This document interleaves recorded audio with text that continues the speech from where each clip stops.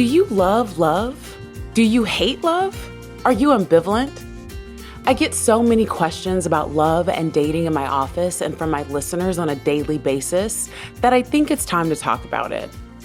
If you want to learn about the components of love and how it affects the type of love you're experiencing, listen up. Welcome back to Savvy Psychologist. I'm your host, Dr. Monica Johnson. Every week on this show, I'll help you face life's challenges with evidence-based approaches, a sympathetic ear, and zero judgment. Today, we're going to get into Sternberg's triangular theory of love. Dr. Sternberg proposed a theory of love that consists of three components: intimacy, passion, and commitment. Based on the combination of these elements, he defined 7 different types of love. Now, I bet you've been running around in these streets hoping to find that spark. But have you actually thought to spend time learning about how it works and what your actual needs are?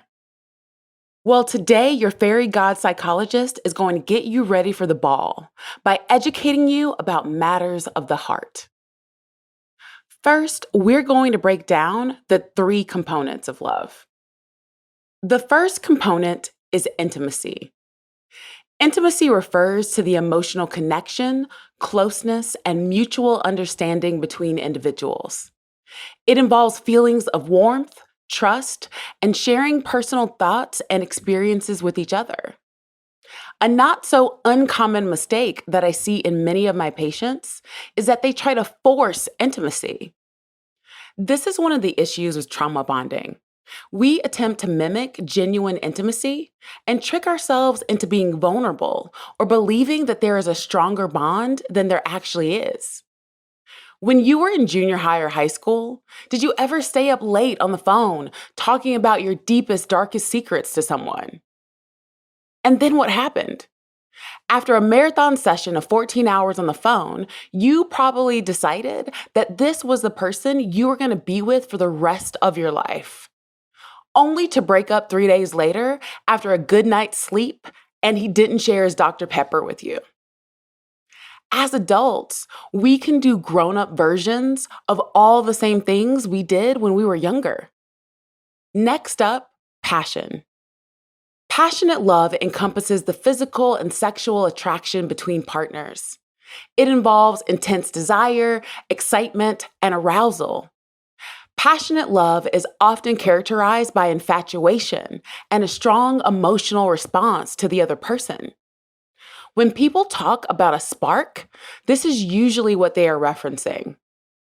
Here is one of the issues with chasing a spark. Most often, people view a spark as a self-sustaining element. What I mean by that is you expect the passion to stay around and burn hot without any effort involved. At times, folks can rely too much on passion and not focus on what is required to sustain a relationship. I'm a country girl that grew up having to gather the components to make a fire on a regular basis, and that's actually a great metaphor for relationships. Think of passion as kindling. You use kindling to get the fire started, but it's not capable of burning all night. If you want something that is going to actually keep you warm, it's going to take a lot of work. You're going to have to cut down trees. You're going to have to tend to this fire to ensure it doesn't burn out. Which brings us to the last component, commitment. Commitment refers to the decision to maintain a long-term relationship and the willingness to work through challenges and difficulties. It involves dedication, loyalty, and a sense of responsibility towards the relationship.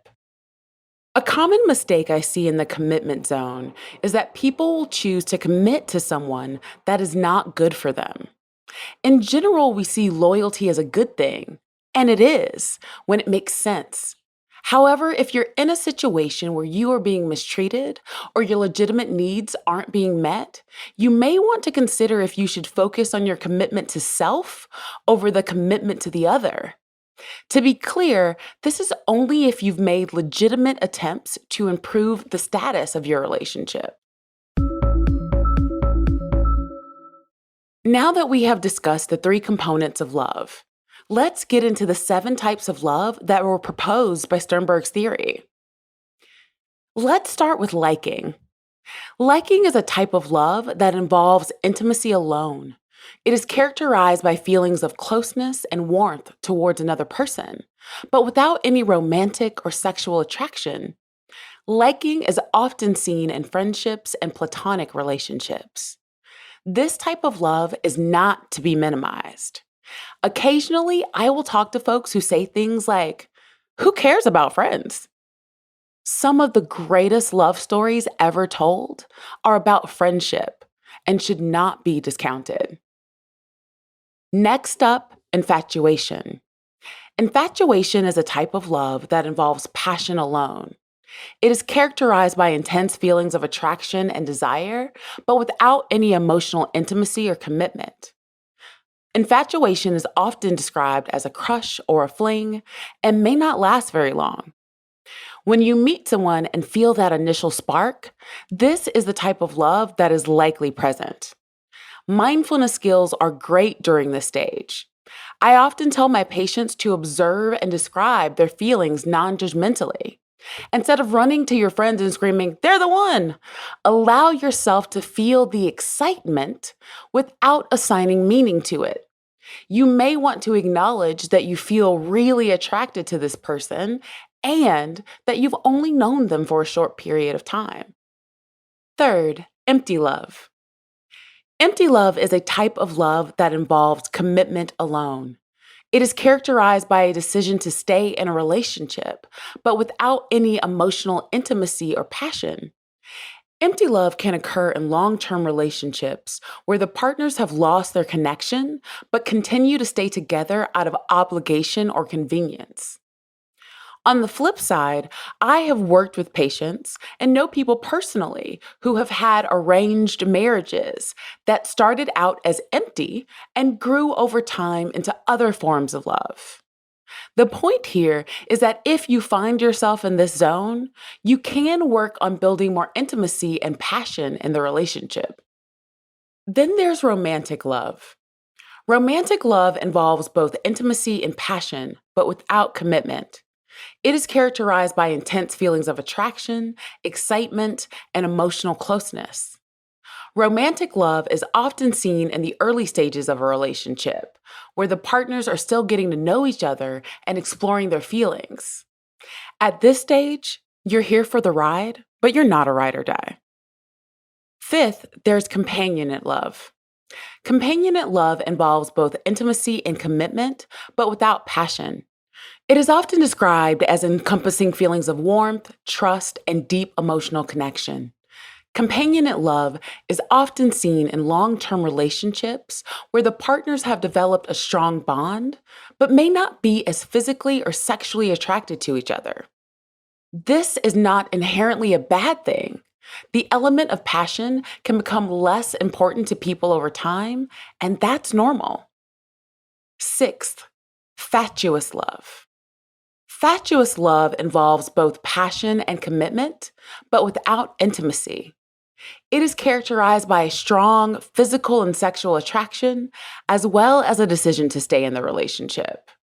However, there may not be a deep emotional connection or understanding between the partners. This is often talked about as a whirlwind romance, and onlookers may wonder, how is this working?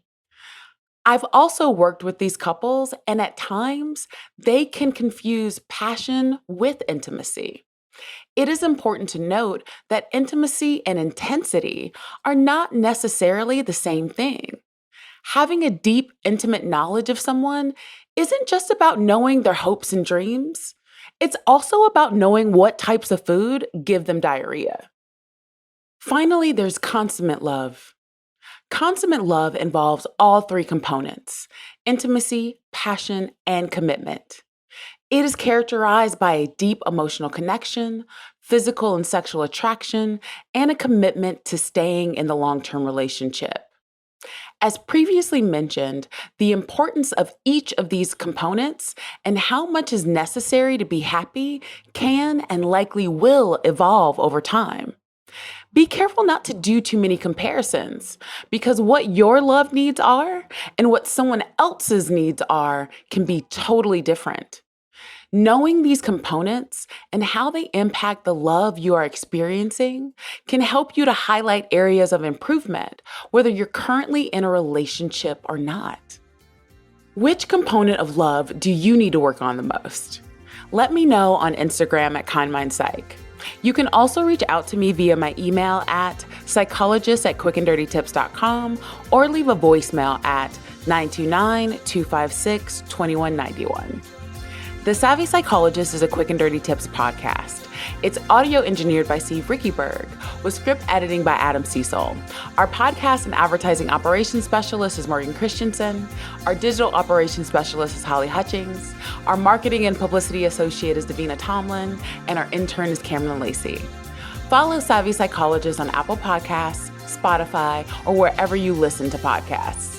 That's all for this episode of Savvy Psychologist. Thanks for listening, and I'll see you next week.